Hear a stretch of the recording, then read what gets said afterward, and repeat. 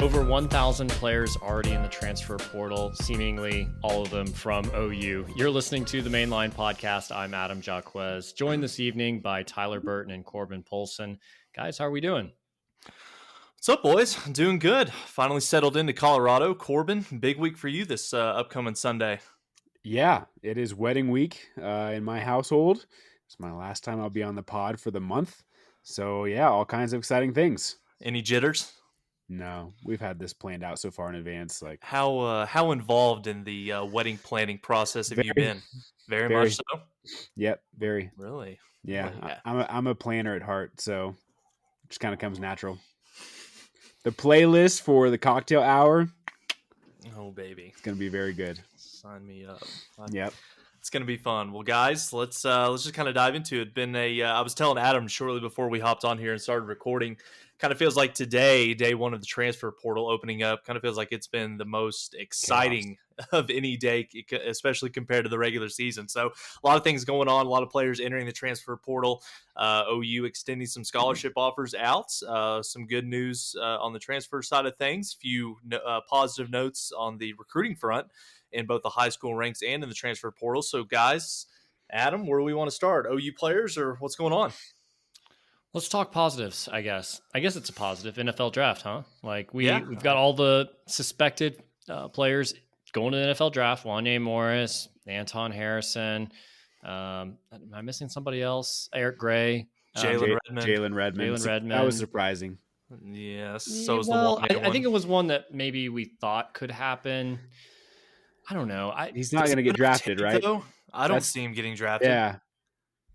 No, I can understand it though. I mean, he's got a girl, he's got a newborn baby, so I mean, I can understand that he wants to get to the league, make a paycheck, take care of his family, and all that. But I don't think he's got enough solid tape, right? I mean, we saw. He's been injured every year.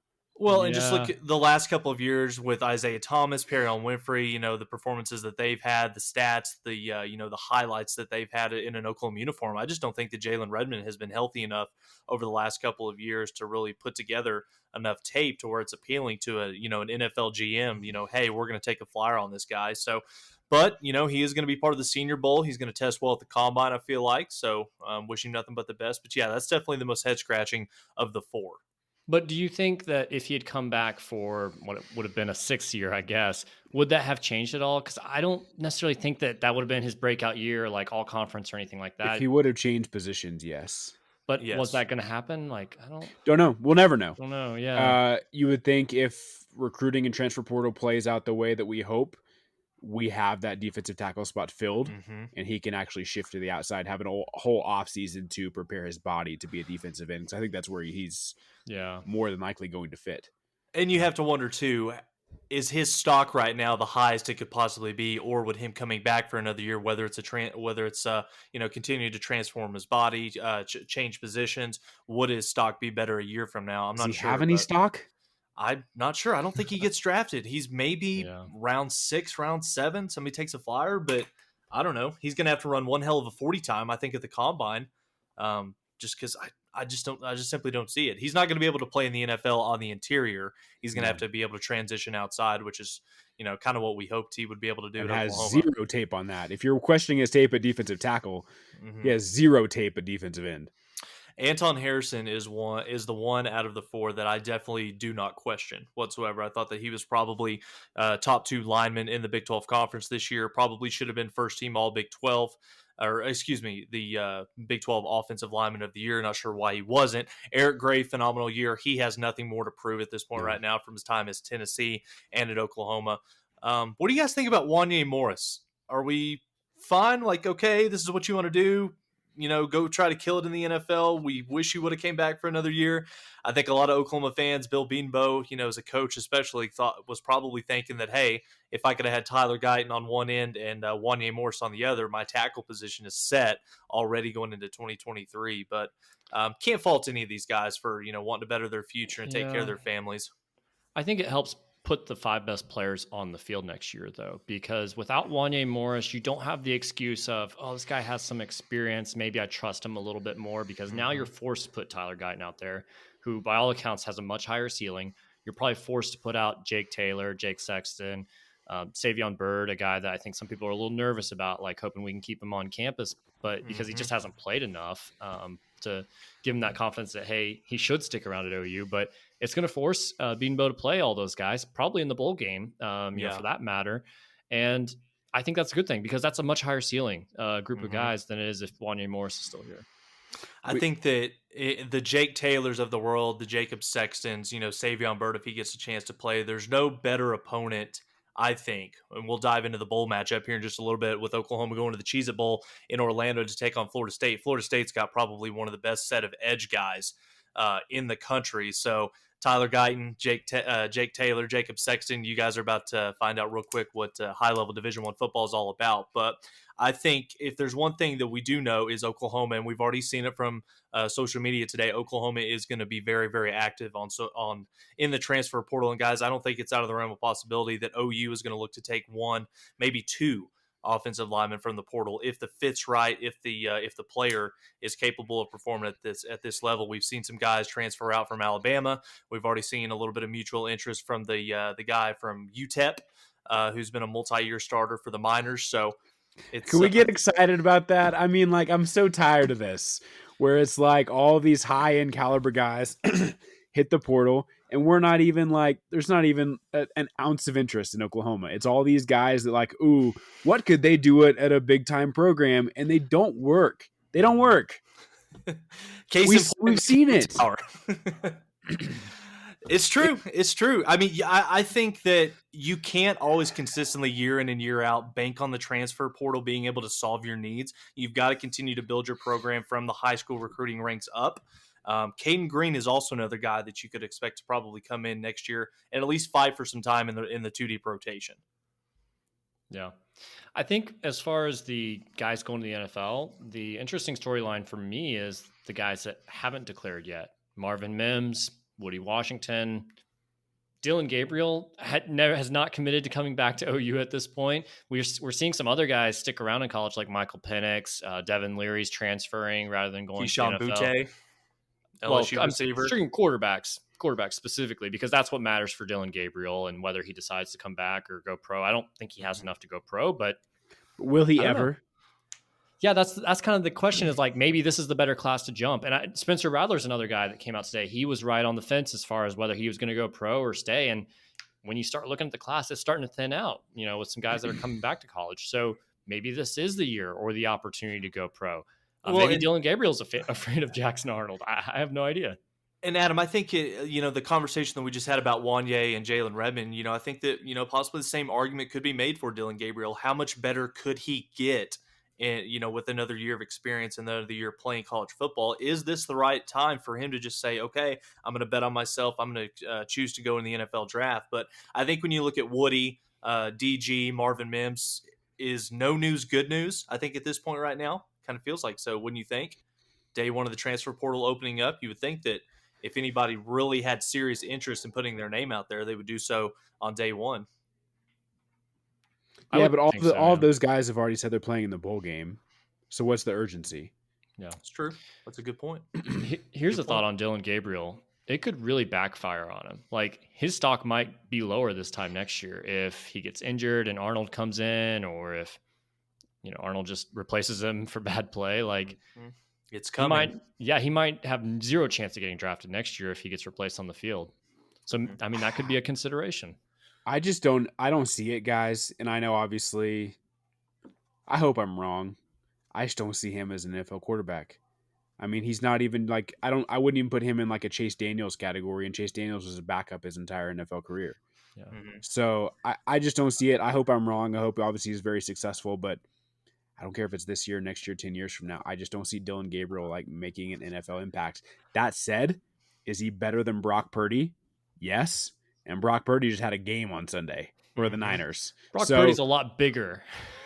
Yeah, 100%. But is his arm better? No.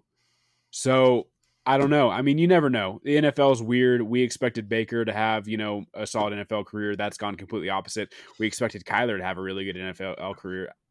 I think that's up in just question marks right now of what he can be. So who knows? Yeah, I think it's all about the fit. Honestly, if Dylan Gabriel is going to have any chance, I think to have an impact, he's got to go to the right coach. He's got to go to the right team with the right scheme. Baker, there's no greater example. I mean, he was on his fifth head coach in 4 years or 5 years. So you're kind of behind the eight ball when you get drafted number 1 overall and go to Cleveland. Then your career's kind of on a downward trajectory from there.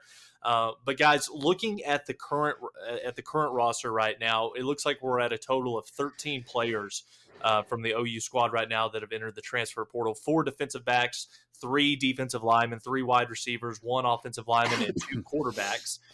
Guys, this is kind of what we expected. Adam, you and I talked about this last week. Basically, you're a complete roster overturn. If you're not making an impact, if you're a guy that has already been here, not just with 1 year with Brent Venables, and you couldn't find your way on the field, but we're also seeing some guys on this list of 13 names that even when Lincoln Riley and Alex Grinch were here, they couldn't get on the field with them as well. So you're starting to see some players being processed out, being told to find some different homes. And Venables, through the transfer portal and the 2023 recruiting class, is going to start bringing in some guys that they think can contribute in a better way. Yeah.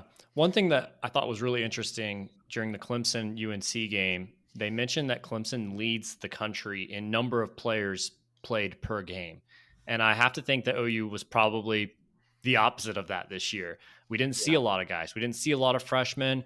And the guys that transferred out were all third string or lower, pretty much, with the exception of Theo Weiss, who was there sometimes and then just non-existent other times. So I hope he goes off and kills it somewhere. He's gone through some injuries. He deserves it. The rest of the guys just didn't contribute. So it makes me wonder, what are we really going to be able to bring in? Because what are we able to sell at this point?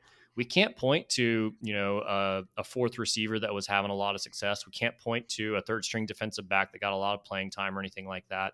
So, and there's a lot of positions too, where I think we want to bring someone in to compete with Danny Stutzman and David Agwebu, if he comes back, and along the offensive line to compete with Andrew Rame, for example. But what kind of player is going to say, hey, maybe it's a guy from the FCS or Group of 5 school that had a lot of success at that level, and I'm kind of wishy-washy on whether those guys are going to make an impact, but who's going to say, hey, I'm going to spend my last year in college competing for a chance to possibly start and make an NFL push, or maybe get beat out and just sit on the bench, what are we going to get? What kind of quality of player is that going to be? But Adam, that is what you're selling, right? I mean, that's got to be what your pitch is. If you're this coaching staff, it's not just we're looking for guys to come in to bring added depth. We're looking for guys to come in that can compete for all 22 positions on the football field. Because after a 6-6 type season, yes, you kind of feel like there's probably a handful of guys, the Billy Bowmans, the Danny Stutzmans, Marvin Mims, if he comes back. Chances are those guys are penciled in. You can go ahead and call them starters for next year. But in my opinion, there's not a single guy returning on next year's roster when they show up to spring football. You're not entitled to anything. Just because you played this past season, you're not entitled to shit. So I think that's as a coaching staff, that's what you're pitching to these guys. It's not come in and we'll try to get you into the rotation where we can get you some snaps in the games. No, you're coming in and we expect you to compete for a job. Yeah, well, exactly. That's what they're going to pitch them. But that stud Group of 5 linebacker that's looking to move up to the next level and get an audition for the NFL, he's going to look at the roster. He's going to do his homework and say, David Agwebu started all these games and played pretty much every snap. Can I trust the coaching staff that I'm going to get that opportunity? Or should I go down the road to Arizona or South Carolina or whatever, where they just lost their starter and it truly is up for grabs? Yeah. I don't know. That's a fair point. Corbin? Throw on some David Agwebu film, and you should feel very confident in your playing time abilities at the University of Oklahoma. I don't know. I think it's a tough sell. The fact that we all know that if you have not already been working in the transfer portal, you're dead now. Mm-hmm. You're dead. Any top tier guy of the transfer portal, if you're not already in on him, you're dead. So I tweeted it in our group chat today, or I texted it to you guys. I just refuse to believe that any major contributor out of the transfer portal is going to be coming to Oklahoma. We just haven't seen it outside of probably the quarterback position, which has to be a major contributor. Like Key Lawrence, was he a major contributor? Maybe you could take a flyer on that. That might be stretching it a little bit, but I mean, he's a guy that plays meaningful reps week in and week out. I think CJ Colden was more of an impact player, and he only agree. played the last 6 games of the year, basically. Yeah, and I wouldn't necessarily call this guy an impact player, but McKay Matower did start every single game this season. Now, certainly wasn't impactful. That I will agree with you on that, but